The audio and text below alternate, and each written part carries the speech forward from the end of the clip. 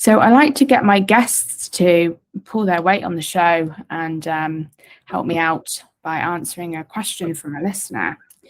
Would you be willing to do that for us today? I would. I'm excited. Bring it on. So the question I have now, this is one that's been sitting in my inbox for a little while because I just knew it would have its perfect answerer, and that's you, Dicken. No pressure. And I love it because it speaks to things that I think we all think about sometimes. So I'm just going to read it. So the person asks, I've been around this conversation for a few years, but I feel like I'm missing something, like something is off, something is missing.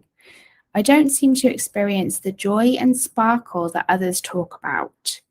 I have seen glimpses of this, but they are so rare and generally life feels flat.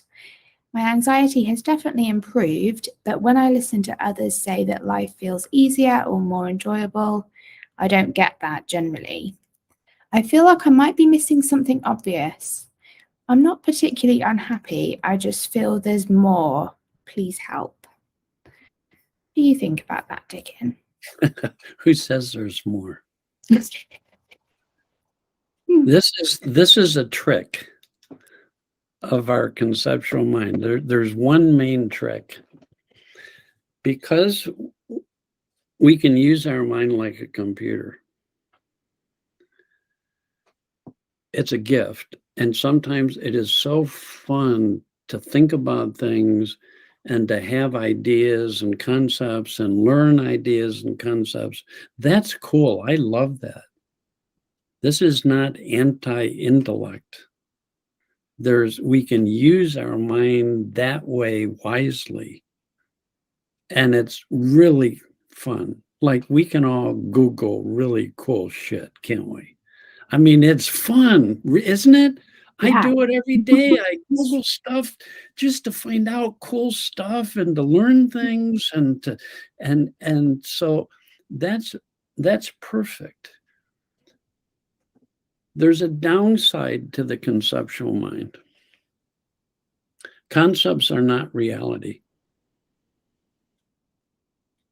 For example, I could learn all kinds of great concepts about love. And if I hold on to those concepts as true, my wife would have left me 51 years ago. We've been together 52 years. If I lived in the world of ideas and concepts, and she told me in the beginning a lot I did, Dicken, you're not present. One time I came home and I was locked into my thinking and she knocked on my forehead playfully and said, hello, anybody home? Are you going to come out tonight and play with us, the kids and I? Or are you going to stay in there all night in your library of ideas? The downside to the conceptual mind is that every concept has opposites. So I can say, I'm feeling this right now. It's not bad. It's not great. But then you can use concepts to compare. That person is feeling different than I am. That person is feeling something better than I am. I could feel better than I'm feeling right now, but I'm not. So if you think about yourself, about anything long enough, you'll start feeling dissatisfied because you can always imagine more or better. And that's the battle cry of the ego. I want more, I want better, and even when I get it, I want more and better, and I'll never be dissatisfied. So in truth, our ego is a living expression of the Rolling Stones song, Can't Get No Satisfaction. If I think about myself, I can become dissatisfied because I can compare myself to people. I could sit here right now and go, oh, somebody can explain the principles better than you, Dicken, or somebody would use a much better metaphor than that one you just used about eating shit. Geez, Dicken, what are you doing? How could you do that? Other people wouldn't make such a fool of themselves. And, it's so easy both to go into memory and create a painful experience based on old memories. And it's so easy to, with our conceptual mind, to imagine a better future. Now, all of psychology was built around self-improvement. You could feel better than you're feeling, come in and we'll work on it. So we'll think about it. So think about your past and get really bummed out by creating painful memory. And then we'll help you use your computer to try and strategize new approaches, new ways of dealing, setting goals, trying hard. You got to try. It's a very painful process. It's going to take years of working on yourself. I mean, before I met Sid Banks, I was meditating 4 hours a day. I was doing affirmations every day. I worked on 5 dreams from each night. I trained myself to wake up at the end of REM sleep and write down a full dream. I get 5 of those every night to work on. I had structured journals. I had cognitive notebooks. I had unstructured journals, free writing. I read 3 self-help books, 3 psychological books, spiritual books. They all said, do this, do this, do this, do this. Sid Banks come along and said, you've already got perfect well-being. Doing just keeps you from experiencing your well-being. Why don't you just relax? Now, like your question, when I first learned this and I relaxed, as soon as I'd feel okay, well, I feel okay. But as soon as I'd think about it, I'd compare myself to somebody feeling wonderful. And I'd be dissatisfied. And then I would start thinking, what do I have to do to feel happier? And I was never even experiencing the present moment, which is all that ever exists. Okay, so here's the deal. This is what I'd say to that woman at some point, I think. I'd say, if you were feeling whatever you're feeling right now, because that's all that is, if you were feeling that fully, with no story, it'd be perfect. You'd be like a newborn baby, fully present, fully engaged in life, fully experiencing life. And every feeling would be a beautiful feeling.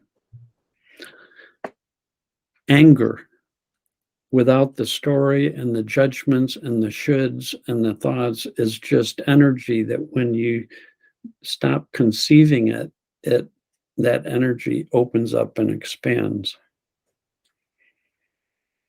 Anger is love in disguise. Sadness is love in disguise. Anxiety, depression, they're all experiences that are held in place by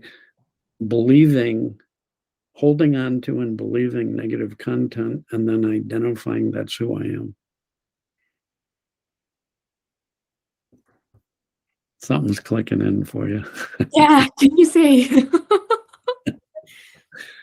Yes. Yeah.